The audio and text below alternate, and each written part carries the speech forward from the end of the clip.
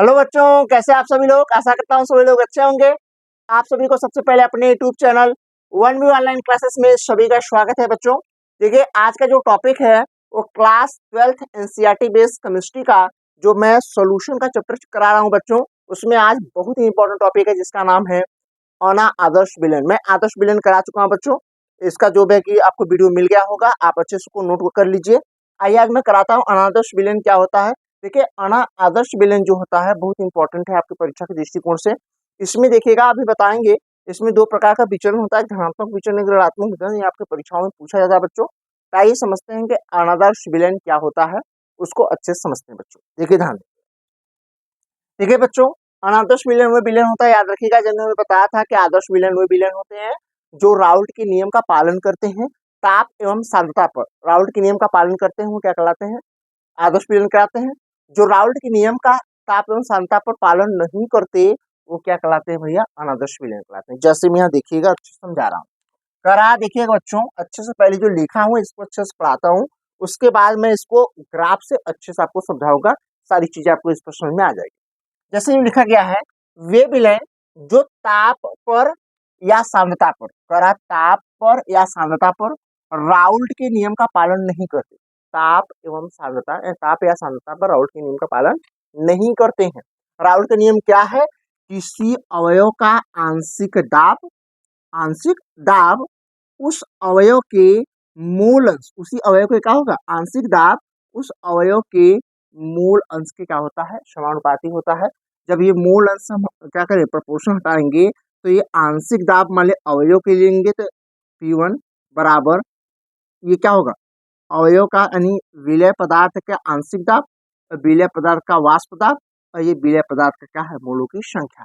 इस प्रकार से क्या निकलता है, राउल्ट का नियम निकलता है बच्चों। तो ये जो नियम है, ये जो नियम है वो राउल्ट के नियम का पालन, यानी ये कह सकते हैं अनादर्श विलयन राउल्ट के नियम का पालन नहीं करते, अर्थात उनका जो आंशिक दाब होगा उसके मूल अंश के समानुपाती नहीं होता है बच्चों, याद रखिएगा। ठीक है, यही चीज है। आगे चलते हैं, कह रहा है कि यहीं का वे विलयन जो किसी ताप पर या सांद्रता पर राउल्ट के नियम का पालन नहीं करते हैं, याद रखिए।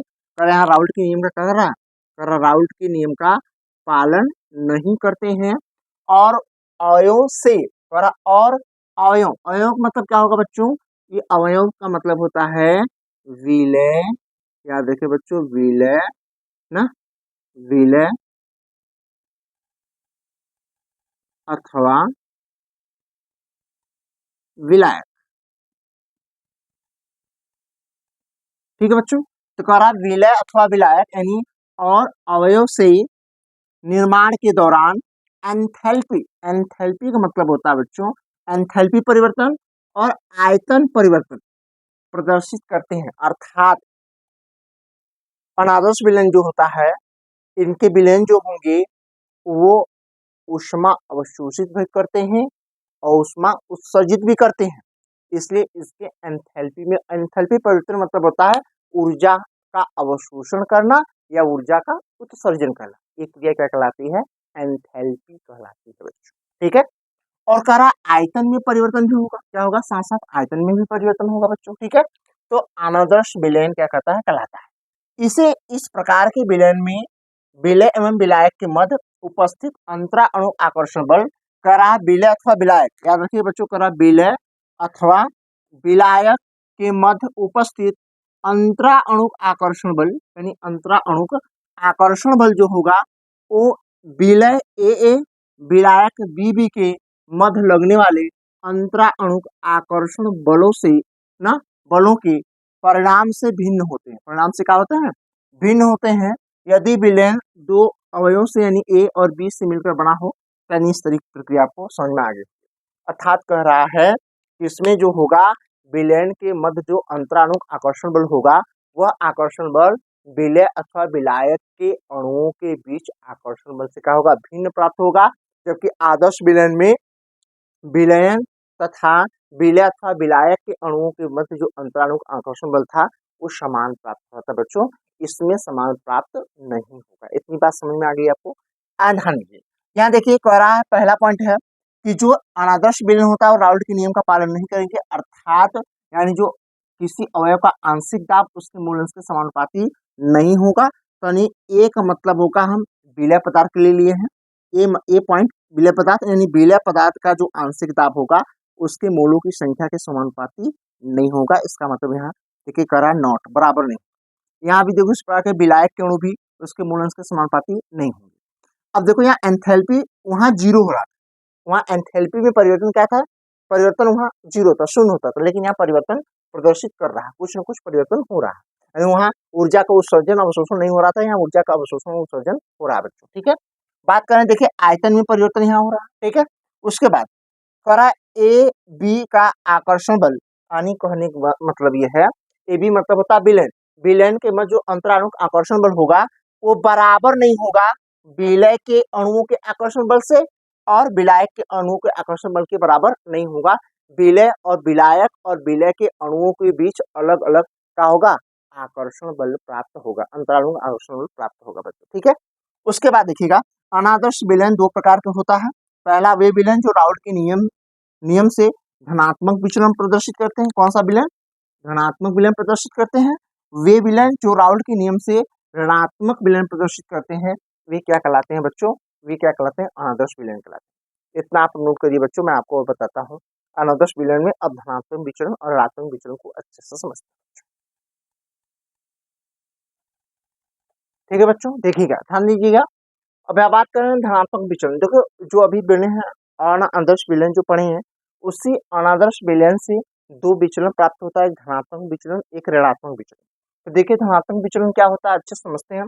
धनात्मक विचलन ये होगा, देखिए बच्चों ये क्या आपका आपका ये विलय है, ये आपका क्या होगा, ये आपका विलायक होगा, ये क्या है विलायक है, और ये आपका कौन सा है विलय।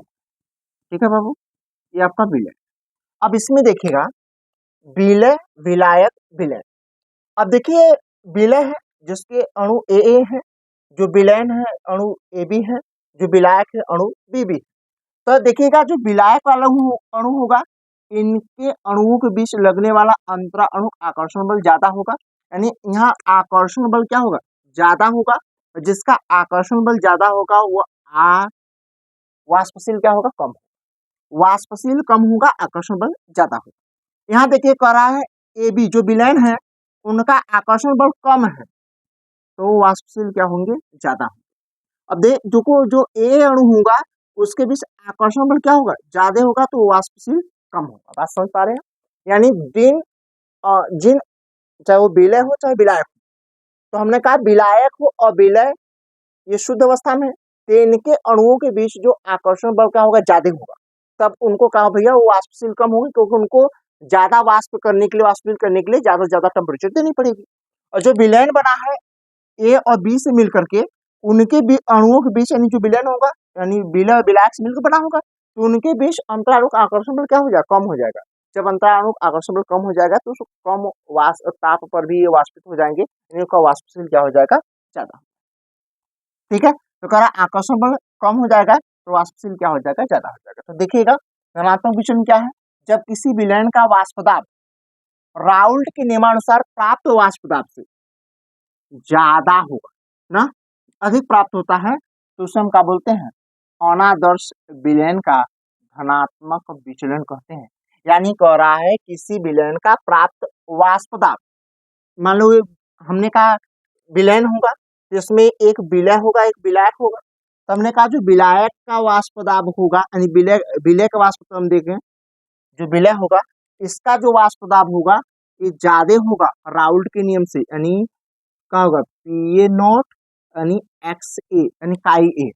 और ऐसे विलायक के अणुओं का भी वाष्प दाब क्या होगा, ज्यादा होगा, यानी कैसे, हमने कहा पी बी ज्यादा होगा पी बी नॉट से और काई पी से, यानी कह सकते हैं वही कह रहा है किसी विलयन का वाष्प दाब, यानी जो वाष्प दाब होगा तो राउल्ट के नियमानुसार प्राप्त वाष्प दाब से क्या होगा, अधिक होगा। यानी विलयन का जो वाष्प दाब होगा राउल्ट के नियम से प्राप्त वाष्प सबसे अधिक होगा। तो ये देखिए इतना है राउल्ट का नियम, ये राउल्ट का नियम है, ये विलयन का वाष्प दाब है, तो राउल्ट के नियम से विलयन का वाष्प दाब देखिएगा अधिक। तो हम यहाँ कह सकते हैं बच्चों, यहाँ थोड़ा समझिएगा, यहाँ हम यहाँ देखिएगा यदि हम विलय ले रहे हैं तो पी ए अधिक होगा, किससे पी ए नॉट काई ए से, और यहाँ देखिएगा पी भी अधिक होगा पी बी नॉट और काई बी। ठीक है बच्चों, इतनी बात समझ में आ गई आपको। अब देखिएगा, जैसे हमने कहा कि यहाँ पर यदि विलय का मोल अंश यानी काई ए यहाँ 0 ले लेंगे तो यहाँ कोई वाष्प दाब नहीं प्राप्त होगा, लेकिन यही विलय का अणु जो है इस पर 1 मोल ले लेंगे तो इसका वाष्प दाब यहाँ बढ़ेगा। इसी प्रकार से जो विलायक है उसका यहाँ मोल कितना 0 ले लेंगे तो यहाँ वाष्प दाब उसका 0 होगा, लेकिन यहाँ काई बी बराबर यदि 1 मोल लेंगे तो इसका वाष्प दाब क्या होगा, बढ़ जाएगा। यानी ये विलय का वाष्प दाब है पी ए नॉट, ये क्या है विलायक का है पी बी नॉट हो जाएगा बाबू। इतनी बात समझ में आ गई। यानी ये विलय लिए हैं, ये भी विलय है, यानी विलय है पहला, ए विलय है और बी क्या है विलायक है। तो हमने कहा 1 मोलस लेने पर इनके जो वाष्प में इस प्रकार का परिवर्तन होगा वो परिवर्तन इसी प्रकार से प्राप्त होगा बच्चों। इतनी बात समझ में आ गई। तो हम कह सकते हैं, इतनी बात आपको स्पष्ट हो गई थी, यानी कहने का मतलब यहाँ जो टोटल वाष्प दाब होगा वो पी बराबर होगा पी ए प्लस क्या होगा पी बी होगा। ठीक है, तो देखो धनात्मक विचलन क्या है इसी तरीके से भैया समझिएगा। अब यहाँ जो है इस तरीके से ऐसे ऐसे इस तरीके से एक ग्राफ प्राप्त होगा, यानी इस वाले लाइन के ऊपर, इस वाले लाइन के ऊपर, इस वाले लाइन के ऊपर जो प्राप्त होगा यही क्या कहलाएगा बाबू, यही आपका धनात्मक विचलन, धनात्मक विचलन। कौन सा विचलन होगा, धनात्मक विचलन। इतनी बात समझ में आ गई। इतनी बात हमें लगता है आपको समझ में आ गई होगी। इसी को हम क्या बोलते हैं, धनात्मक विचलन। इतनी बात स्पष्ट हो गई। देखो ये ग्राफ किसके बीच है, वाष्प दाब और मोल अंश काई के बीच ग्राफ है। ठीक है, तो इतनी बात हमें लगता है आपको समझ में आ गई। यहाँ आइए समझाता हूं। करा ए, यहाँ ध्यान दीजिएगा, करा ए बी के बीच लगने वाला अंतराणु आकर्षण बल कम होता है, यानी ए बी यानी जो विलयन वाला है इनके बीच जो अंतराणु आकर्षण बल क्या होगा, कम होगा। इन विलय और विलायक के अणुओं के अंतराणु आकर्षण बल से क्या होगा, कम होगा, इनका ज्यादा होगा।